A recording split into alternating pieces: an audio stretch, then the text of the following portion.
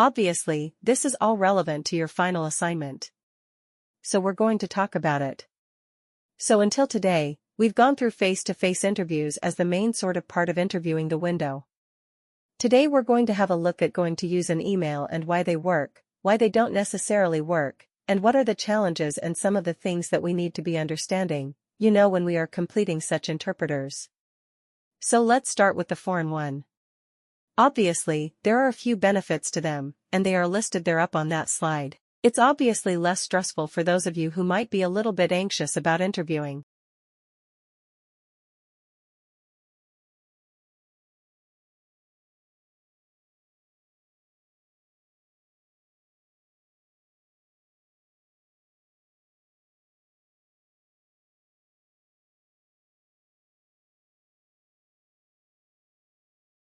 Dams are huge man-made structures that act as barriers on a river.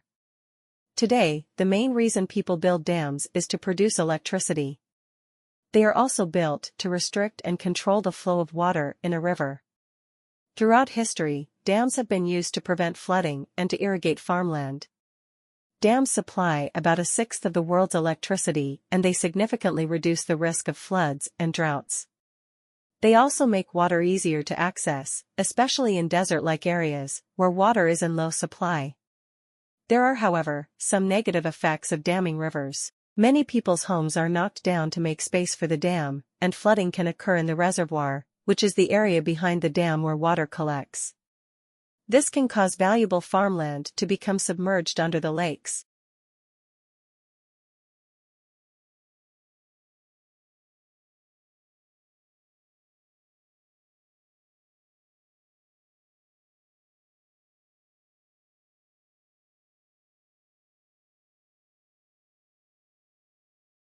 It's rare to find an adult who actively still wonders what their parents think. But that isn't to say that we aren't wondering about our value in more general terms. It's just that we may, without noticing, have taken the question somewhere else, and very often, to particularly harsh modern figures of authority, media and social media. To this pitiless arena, the self-doubting person now directs all their fears of unworthiness and panicked desire for reassurance. To a system set up to reward sadism and malice, they constantly raise their phones and implicitly ask, "Do I deserve to exist? Am okay? Am beautiful or respectable enough?" And, because social media is built on the troubles of the individual soul, the verdict is never a reliable yes.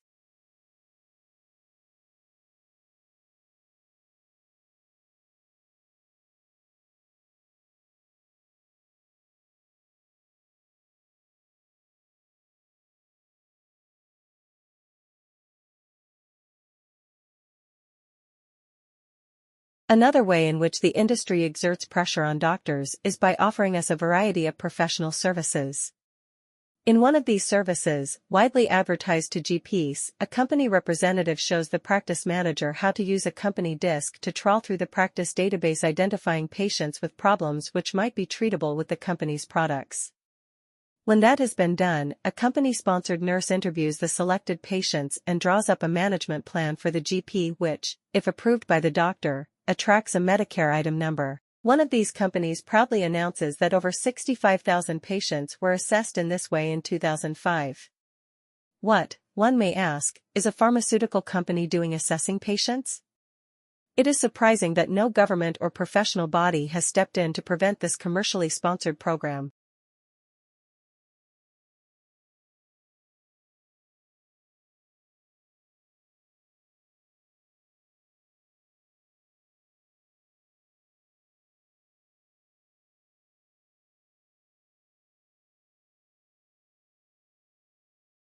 It is about 100 years since that great Canadian-born physician Sir William Osler, Regius Professor of Medicine in Oxford, complained about the increasing influence of the pharmaceutical industry on the medical profession.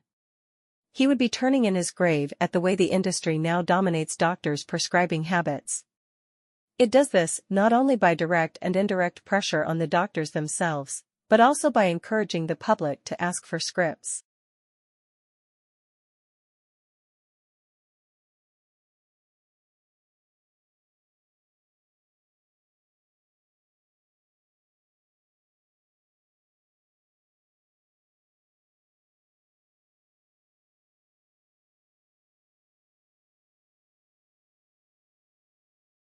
And one particular crop, almond in the US and now in Australia, is transforming the world of beekeeping and of bees. What has happened is that something serendipitous came along, that people found out, that doctors found out that almonds are good for you, a confection, but it's good for you. The almond board got a very aggressive promotion going on for almonds. They actually, I just heard recently, send out sales reps to cardiologists at hospitals to promote the heart benefits of almonds. In a very good promotion of almonds, and it's legitimate promotion because they are a healthy food.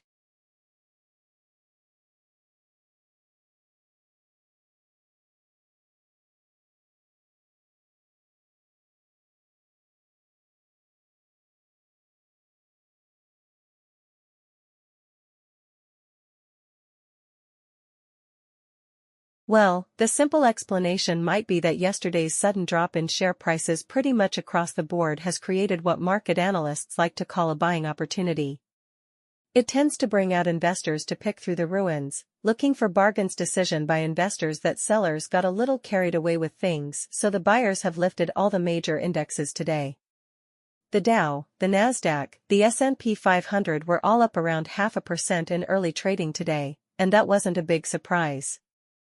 The sell-off continued somewhat. Overseas European markets remain fairly weak, along with many of the Asian markets. But you'll remember that all this started with a big plunge of around 9% on the stock market in Shanghai.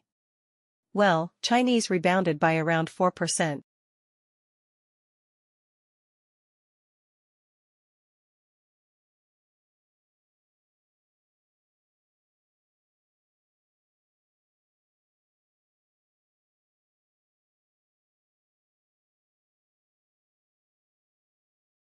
Well, I'm absolutely delighted first of all to have been appointed to this professorship. The role is going to be about public engagement in science. It is about marketing science accessible to as wide an audience as possible. It's about making it easier for our academics here at the University of Birmingham to talk about their research to the general public, and it's not just about a one-way flow of information, it very much is about dialogue.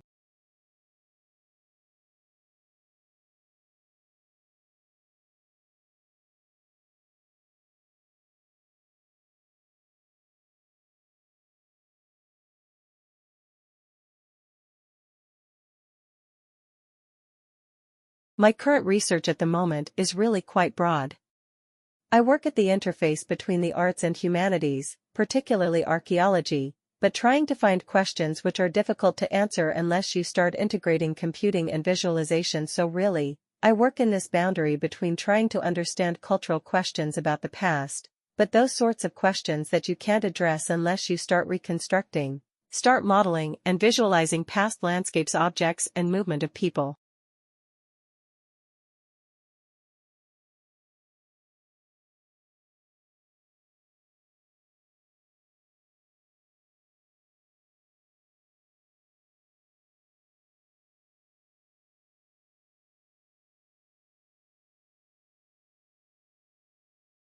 Rebuilding carbon-rich agriculture soils is the only real productive, permanent solution to taking excess carbon dioxide from the atmosphere. She's frustrated that scientists and politicians don't see the same opportunities she sees.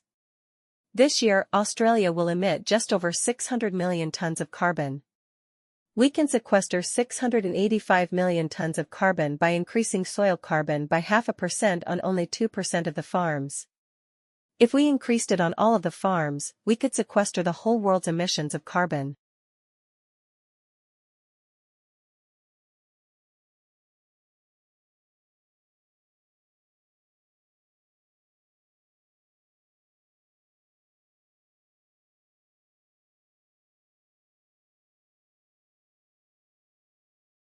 These two paintings, both called sunflowers, are generally accepted as the finest of several depictions of the thick-stemmed, nodding blooms that Van Gogh made in 1888 and 1889 during his time in Ulls.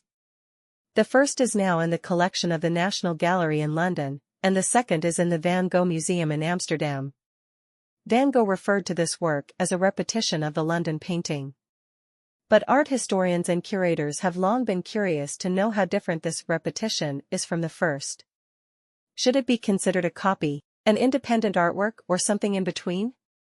An extensive research project conducted over the past 3 years by conservation experts at both the National Gallery and the Van Gogh Museum has concluded that the second painting was not intended as an exact copy of the original example, said Ella Hendricks, a professor of conservation and restoration at the University of Amsterdam, who was the lead researcher on the project.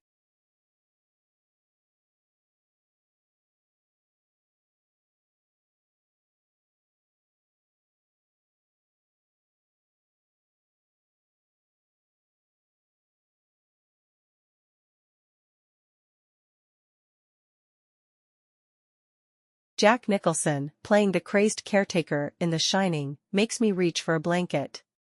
Now a study finds that people we find, well, creepy can actually make us feel colder. The research will be published in the journal Psychological Science. Researchers interviewed 40 college undergraduates. During each interaction, the experimenter was either chummy with the student or very stiff and professional. The investigator also alternated between mimicking students' posture, a signal of rapport, and not doing anything at all. Participants then completed a questionnaire designed to find out how hot or cold they felt. The results showed that the subjects actually felt colder when the investigator acted inappropriately or sent mixed signals.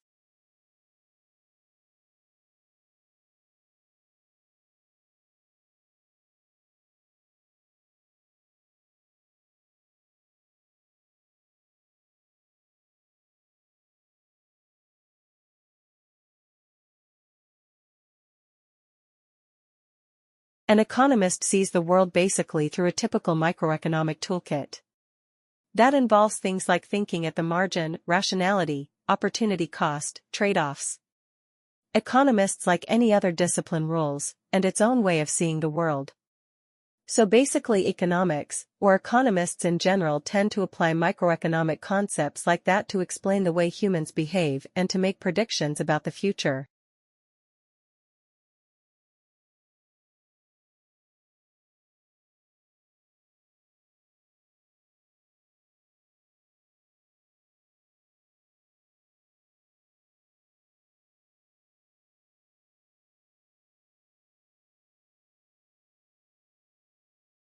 Finally, we take a look at how to mix and unmix liquids at the flick of a switch. Sandrine tells us more. Oil and water don't usually mix, but the new chemical sensitive to light has been added here to blend them together. When exposed to UV light, the chemical changes its structure and becomes soluble in water. This causes two layers to form with the oil floating on top of the water chemical combo. This method should be cheaper than the current alternative, which involves using high-energy centrifuges.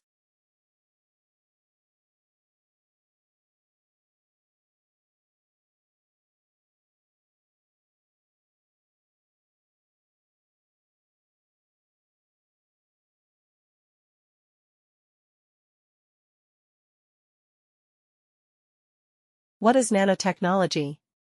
Well, a report that was put together by a combination of the Royal Society and the Royal Academy of Engineering that came out last summer, identifies two topics.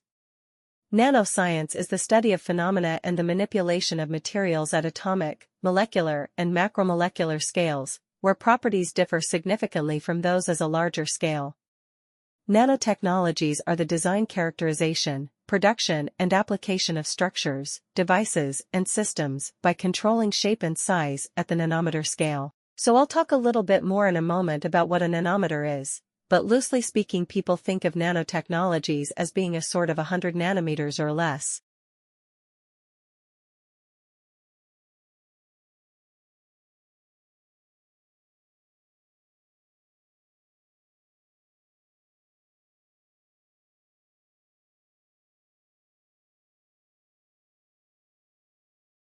Financial markets swung wildly yesterday in frenzied trading market by further selling of equities and fears about an unraveling of the global carry trade.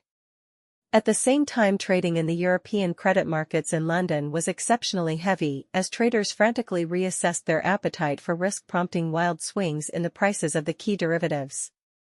It was the third day of frenetic activity in the European credit markets, suggesting that equity market swings were prompting a wider repositioning of investors in a host of asset classes.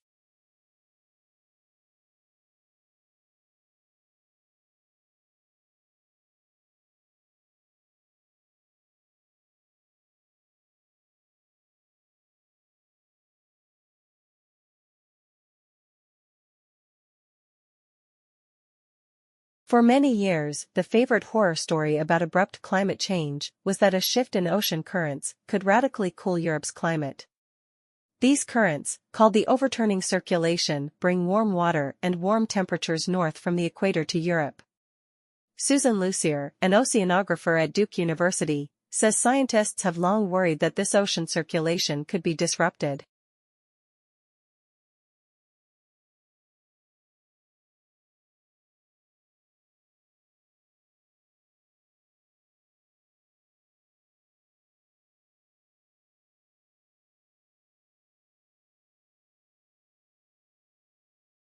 Along the way, we have built unashamedly beautiful buildings, two of which have won and been runner-up in the prestigious United Nations World Habitat Award, the first time an Australian building has received that international honour.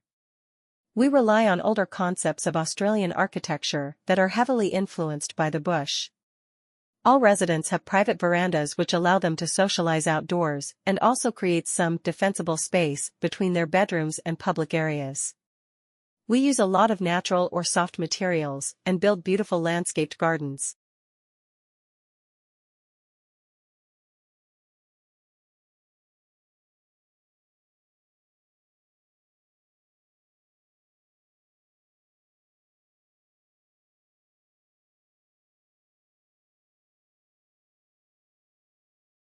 In animals, a movement is coordinated by a cluster of neurons in the spinal cord called the central contract pattern generator, CPG. This produces signals that drive muscles to contract rhythmically in a way that produces running or walking, depending on the pattern of pulse. A simple signal from the brain instructs the CPG to switch between modes such as going from a standstill to walking.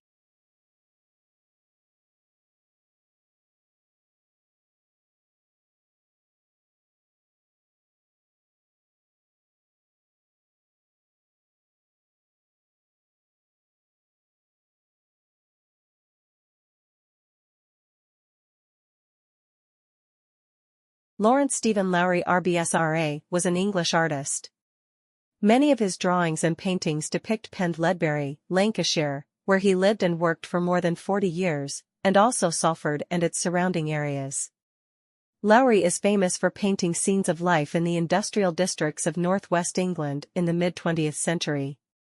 He developed a distinctive style of painting and is best known for his city landscapes peopled with human figures often referred to as Matchstick Man.